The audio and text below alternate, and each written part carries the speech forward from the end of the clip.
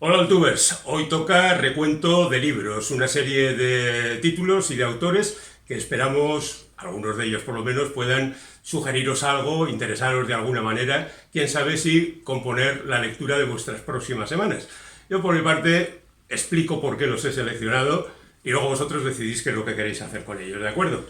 Bueno, vamos a empezar con un valor seguro, que es el de Juan José Millás, que acaba de publicar Ese imbécil va a escribir una novela.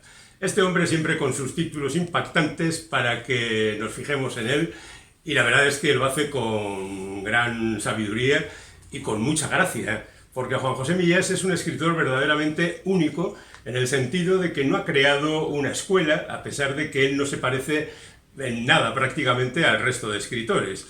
Él escribe las cosas como si fueran toda realidad, aunque evidentemente surgen de su cabeza, se las imagina, las inventa y luego las adapta a las circunstancias de la realidad. Y todo, a pesar de ser fantástico, acaba resultando muy natural. Bueno, ¿qué es lo que cuenta en este libro? Pues cuenta la peripecia de un tipo que se llama igual que él, qué sorpresa, no nos lo hubiéramos imaginado nunca, al que le dan la oportunidad de escribir su último gran reportaje y le dicen que elija qué es lo que quiere contar. Juan José Millás cumplirá el año que viene 80 años, así que esto de la cercanía de la jubilación la ve con bastante perspectiva. Y resulta que lo que hace aquí, supongo que inventárselo todo, es recurrir a viejas figuras del pasado, no de Juan José Millás, sino de su imaginación, seguramente, pues el tipo aquel que conoció en un banco cuando su padre le llevó, etcétera, etcétera. Mil y un circunstancias, porque una de las virtudes, para mí virtudes, habrá quien no lo considere así, de Juanjo Millás, es que escribe muy bien a lo corto. Cuando se lía y escribe un poco a lo largo ya se le dispersa un poco la atención.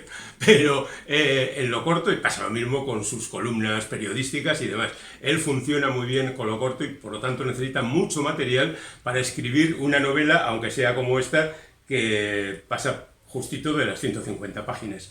Leer a Millás para mí es siempre una gozada. Sé que los aficionados a su literatura estarán contentos. Los que no disfrutan con ella, pues oye, ¿qué le vamos a hacer? Aquí juego sobre seguro. Aquí ya me la juego un poquito al recomendar a una escritora nueva, que también era nueva para mí porque este es su segundo libro, pero el primero no se publicó, no se tradujo del inglés. Y su nombre es Jennifer Croft. Bueno, no sé, porque todo en este libro es un jaleo. Veréis, la extinción de Irena Rey viene a contar la historia de una novelista que ha conseguido el premio Nobel, o lo va a conseguir el año que viene, tal y como aquí se cuenta, y cómo 8 traductores de su obra se reúnen en su casa para traducir su último libro. Pero una vez en esa casa, las cosas se complican, empiezan a ocurrir cosas extrañas, de hecho la propia autora desaparece, la cosa se lía y bueno, pues los otros 8 traductores que no tienen el material para traducir empiezan a vivir experiencias curiosas.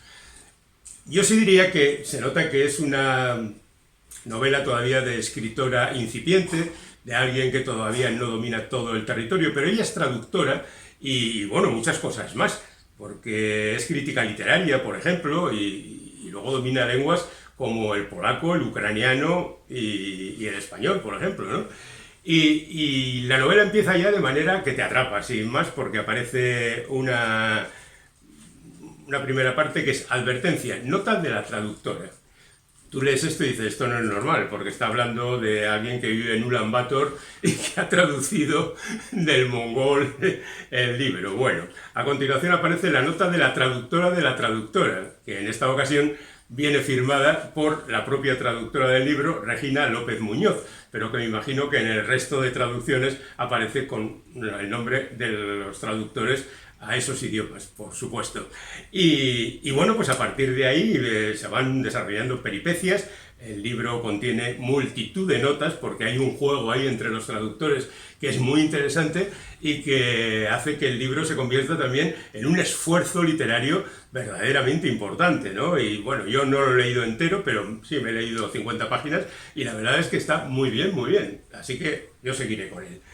Este libro lo he leído entero, El verano que aprendí a disparar, viene firmado por Maite Esparza Nieva Y bueno, lo he leído entre otras cosas porque además de conocer a Maite, también tenía que entrevistarle para el podcast de papel, que ya aprovecho para decir aquí que llevamos adelante con unos amigos, algún periodista, algunos libreros, y donde hacemos entrevistas, entre ellas a Maite.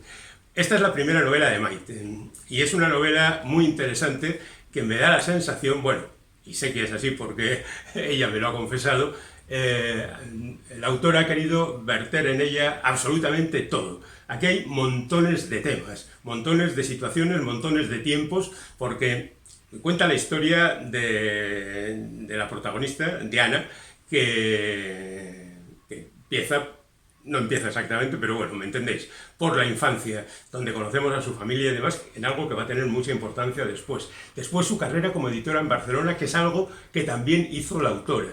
Después, además de aprender a disparar, se ocupa de su padre, que tiene Alzheimer, en una parte que funciona casi como un episodio autónomo dentro de la novela, si no tuviera mucho que ver con el enigma que por supuesto tiene la novela y que no sacaré aquí a la luz. La novela tiene tonos muy diferentes a lo largo de toda la historia. Es una novela que también viene a denunciar una serie de situaciones nada deseables. Y además de ser una novela de denuncia, a veces se convierte también en una comedia. Hay humor, hay dolor, hay emoción y hay un trabajo a lo largo de mucho tiempo que quizá evidencia ese traslado a través del tiempo, porque la autora también va cambiando, ¿no? Y si bien no es una novela redonda, aplastantemente necesaria, sí es una novela muy a tener en cuenta, donde Maite nos va relatando parte de su vida y parte de situaciones inventadas, por supuesto. Lo cual me ha hecho recuperar un par de novelas del año pasado. La seca, de Chani Rodríguez, que es una novela sobre una mujer que se parece extraordinariamente a la autora, que va a recuperar sus raíces al sur, que se encuentra con los alcornocales y la seca, que es una epidemia que está matándolos, y que le sirve para recuperar el contacto con su familia. Siempre con una imagen casi omnipresente, que es la de su madre, que le acompaña y le hace un poquito la vida imposible, pero lo que hace que a veces el libro se convierta también en una comedia y a veces en algo mucho más serio. Es ya la quinta novela, creo, de Chani, pero tiene mucha relación con su novela anterior, que hicieron película y todo, Los Nuevos Románticos, no solo por la presencia de su madre, que ahí estaba muerta, pero aquí no, sino porque hay una voz común, ¿no? Y en ese sentido, bueno, pues yo creo que es una novela que, ya que estamos en esta zona, conviene recuperar. Y lo mismo digo de Elogio de las manos, de Jesús Carrasco, que es la historia de la recomposición de una casa, porque al protagonista, que es Jesús Carrasco, claramente, le dejan una casa, pero que sabe que es una casa que va a ser derruida, porque tienen intención de hacer allí un bloque de pisos. Pero él se empeña en arreglarla, en cubrir las necesidades, incluso cuando la casa se desplaza un poco, él la arregla, a pesar de que tiene ese final, ¿no? Y de ahí lo del Elogio de las manos. Os recuerdo que Jesús Carrasco es el que escribió Intemperie, que fue su primera novela y que fue un absoluto descubrimiento, y que siempre, a lo largo del resto de su carrera, ha dejado bien claro que lo suyo es escribir buena literatura, siempre muy, muy bien pensada y con las palabras justas. Hay demasiada casa, también es cierto, te digo, Jesús, es un poco larga la novela en ese sentido, pero yo creo que es algo que merece la pena tener muy en cuenta. Seguimos adelante con nuestro repaso a los libros. Aquí tenemos Mi vida robada, de Carla Gelfenbein.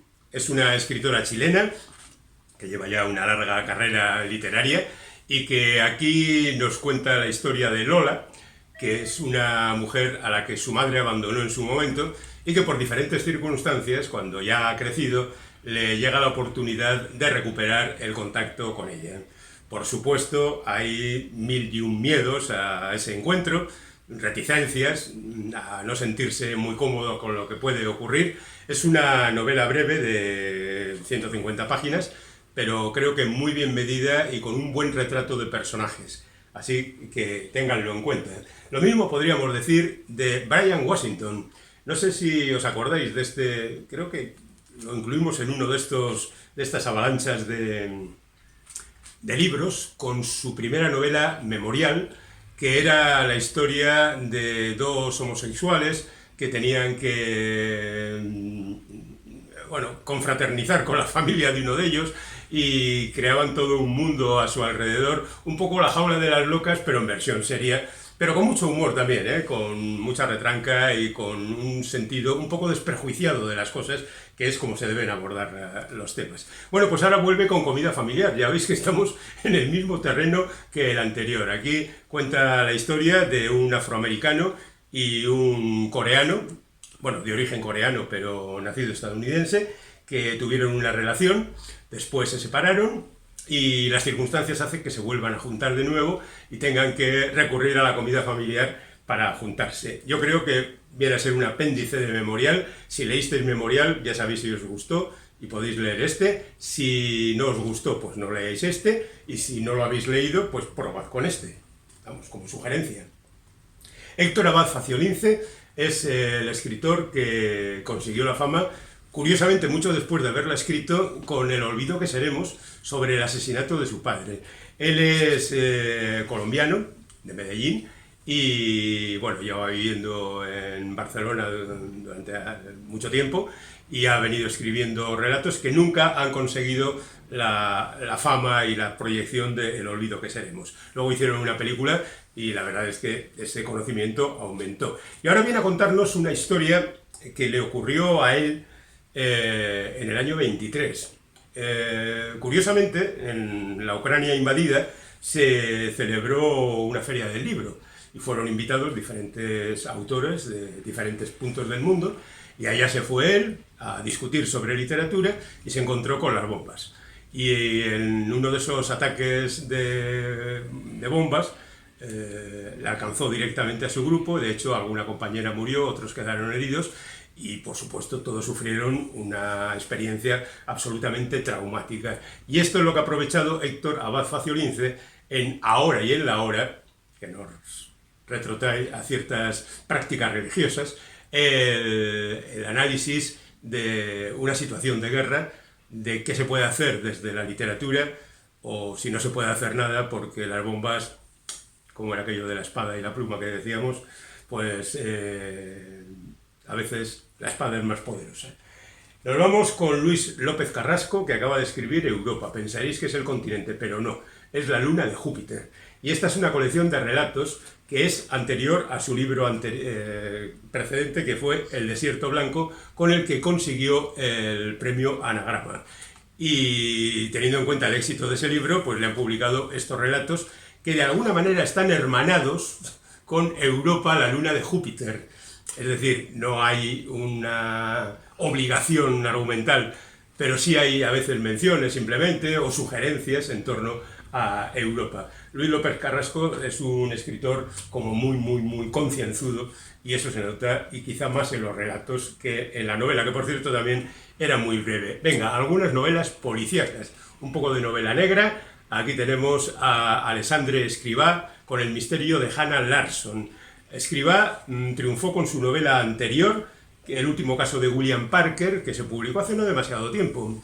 Y en vista del éxito, pues le han publicado esta otra novela. Este hombre es músico fundamentalmente, pero siempre ha sentido una pulsión tremenda por escribir y nada, pues lo está consiguiendo.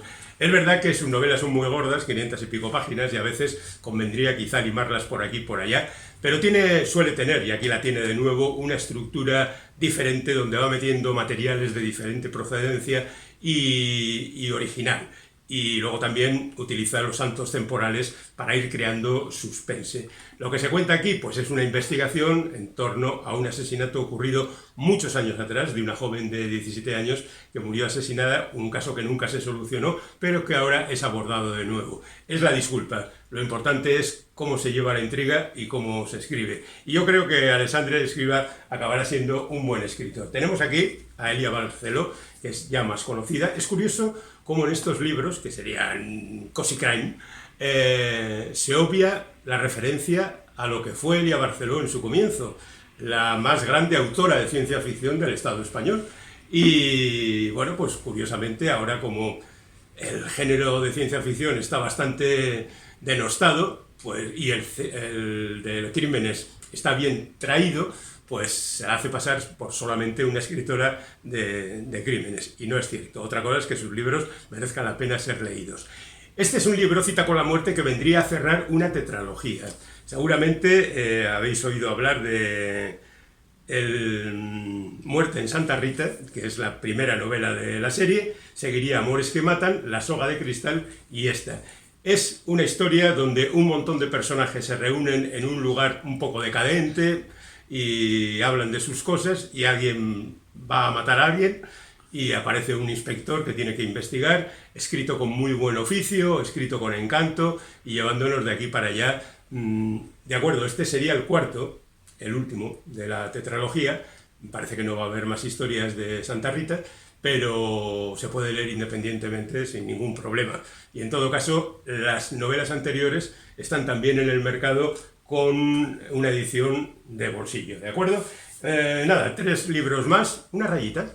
Qué título más curioso, ¿no? Pues David López Canales es un investigador que ha descubierto que en España se consume cocaína a chorros, y entonces analiza las consecuencias legales, políticas, policiales y sobre todo sociales de esto, cómo se ha ido perdiendo el miedo a la farlopa y cómo pues la costumbre es que se considere como una especie de broma y de cosa bien vista en determinados círculos. Pues eso es lo que cuenta una rayita, esa investigación. Ya veis, es un libro muy breve que os va a descubrir muchas cosas. 100 páginas tiene, porque es verdad que de esto no se habla, no es algo que se incluya en las conversaciones normales, pero luego la realidad es la que es y aquí la tenemos. Así que este es el libro pequeñito frente a este tocho que son las cartas de Oliver Sacks. Oliver Sacks fue un neurólogo que tenía una pasión absoluta por escribir y escribió montones de libros. Y quizá el más famoso, El hombre que confundió a su mujer con un sombrero. Y también Despertares, que fue llevada al cine y protagonizada por Robin Williams en el papel de Oliver Sacks y Robert De Niro como uno de sus pacientes. Este hombre ha investigado todo lo habido y por haber justamente para descubrir cuáles son los orígenes de algunas enfermedades, pero ya digo que su pasión ha sido escribir, y escribía libros y escribía cartas. Solo hay que ver la cantidad de páginas que tiene su volumen de cartas. Todas son interesantes porque todas las investigaciones de este hombre son muy interesantes y todas, no lo he leído con detalle, pero he ido picando aquí y allá, muestran en cada momento de su vida quizá un talante diferente. Por ejemplo, en los últimos días de su vida, él sabía perfectamente que iba a morir muy pronto, mostraba un inusual afán por dejar todavía más legado que el que ya había dejado. Y tenía un par de libros entre manos y se desesperaba un poco porque se los publicaran, porque tenía esa necesidad. Fijaos, algo tan irrelevante frente a algo como la muerte, ¿no? Bueno, pues nada, terminamos con otro libro bastante grueso que es Fuera de la carretera, firmado por Caroline Cassidy. Hemos leído prácticamente todas las obras de la generación Beat, On the Road y por supuesto el resto, Aullido y todo lo demás. Hemos leído los libros que han escrito los miembros de la generación Beat, pero no habíamos leído nada escrito desde fuera. Y cuando uno escribe sobre sí mismo, tiene buenas opiniones y escribe bien. Pero ¿cuál es la opinión de los que están fuera? Bueno, pues Caroline es fue la mujer de Neal Cassidy, uno de los miembros más representativos de esa generación Beat, y cuenta que no todo fue tan divertido, que eso de la carretera estaba bien, pero para un ratito aproximadamente. La otra versión de la generación Beat. Con esto terminamos.